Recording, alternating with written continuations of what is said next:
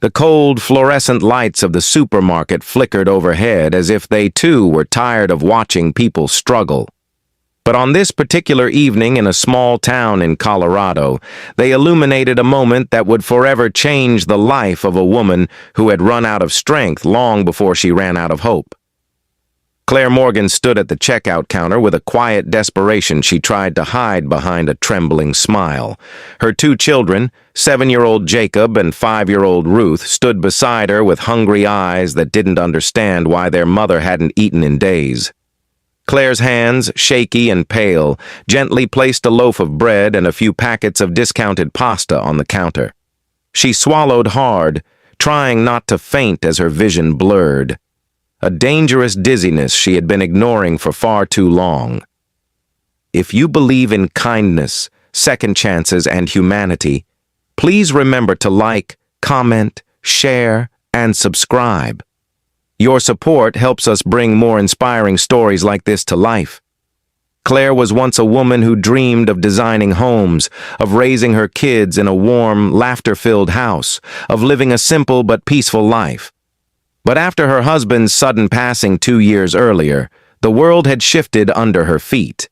Bills piled up faster than she could pay them, and despite working 2 part-time jobs, hunger became a familiar ache she learned to ignore so her children wouldn't have to. She skipped breakfast, then lunch, then dinner, again and again. Her body weakened, her steps grew unsteady, and yet she pushed through every day because Jacob and Ruth looked up at her with the kind of trust that made her feel she had no right to give up. This evening was no different. After calculating what she could afford, Claire whispered prayers under her breath, hoping the total wouldn't exceed the crumpled bills inside her old wallet. She tried to appear calm, but the cashier, a young man named Mark Reynolds, noticed the way her fingers shook, the way she swayed slightly as if the ground were tilting. Mark had seen people exhausted. He had seen people stressed. But the quiet collapse happening behind Claire's forced smile was something else entirely. It was the look of someone trying desperately not to fall apart in front of her children. As he scanned the items, Mark felt a knot form in his chest. He watched her glance nervously at the total flashing on the screen, her shoulders tightening when she realized she barely had enough. He saw her take out a small packet of soup, the cheapest item, and set it aside with shaking hands, whispering a soft apology to herself. Jacob noticed, confusion clouding his young face, and Ruth tugged on her mother's sleeve, asking if they could still have dinner. Claire forced a smile that didn't reach her eyes and told them it would be okay, although every part of her knew she didn't believe it. Mark had grown up watching his mother struggle, had watched her sacrifice her own meals so he could eat. He recognized the signs instantly, the frail arms, the hollowed cheeks, the trembling lips that spoke soft reassurances even as the body beneath them was collapsing.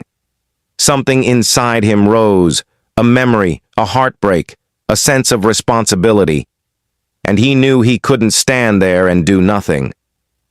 While Claire reached for her money, her vision tunneled, and for a moment everything went dark around the edges.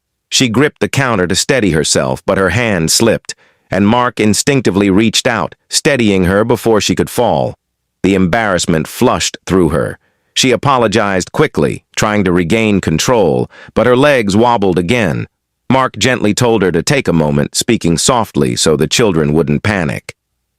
In that instant, Mark made a decision that didn't come from policy, training, or rules. It came from empathy. He pretended to adjust something on the register, tapped a few keys, and quietly applied his employee discount along with a store voucher he had saved for months. He did it discreetly, not wanting Claire to feel pitied, not wanting her to feel small. When the new total flashed, it was significantly lower. Claire blinked, confused, her weak hands fumbling with the money. Mark nodded subtly, silently telling her it was all right. She didn't protest. She didn't have the strength. Instead, tears filled her eyes and spilled over before she could stop them. Walking out of the store, her legs shaky, Claire tried to steady her breathing. She didn't know how to thank Mark properly, She could barely hold herself upright.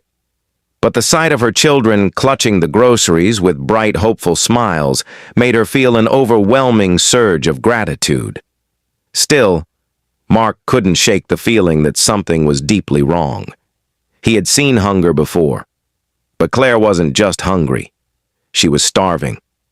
Mark finished his shift, but he couldn't go home. Something pulled him.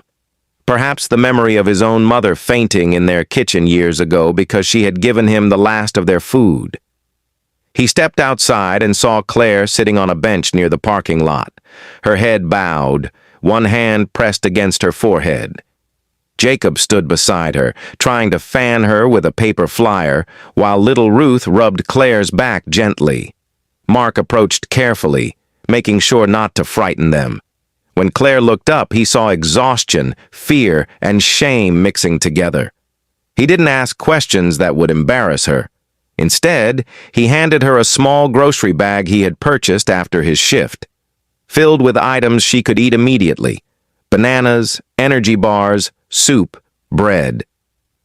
Claire looked at the bag, then at Mark, and finally allowed herself to cry in front of her children. Not from shame, but from relief. It had been so long since someone had shown her kindness without wanting anything in return. The next few days changed everything. Mark spoke to his manager, who connected Claire with a local community support group.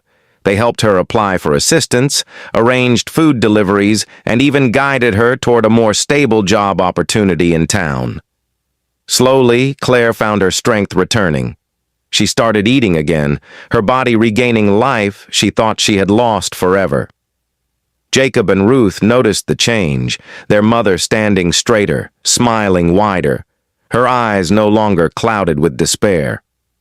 One evening, months later, Claire walked into the supermarket again, this time not with trembling hands or an empty stomach, but with a steady heart. Mark was at the register, and when he saw her, the recognition flashed in his eyes.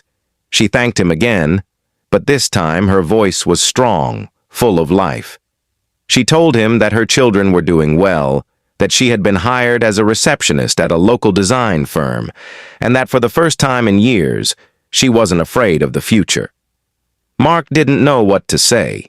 He simply smiled, humbled by the realization that even the smallest act of kindness could change the trajectory of someone's entire life. Claire left the store with her children walking proudly beside her, and she whispered a silent prayer for the stranger who became her lifeline. If this story touched your heart, please like the video, share it with someone who needs hope, and subscribe for more real emotional stories that remind us kindness still exists. Before the story ends, please comment below. Kindness saves lives,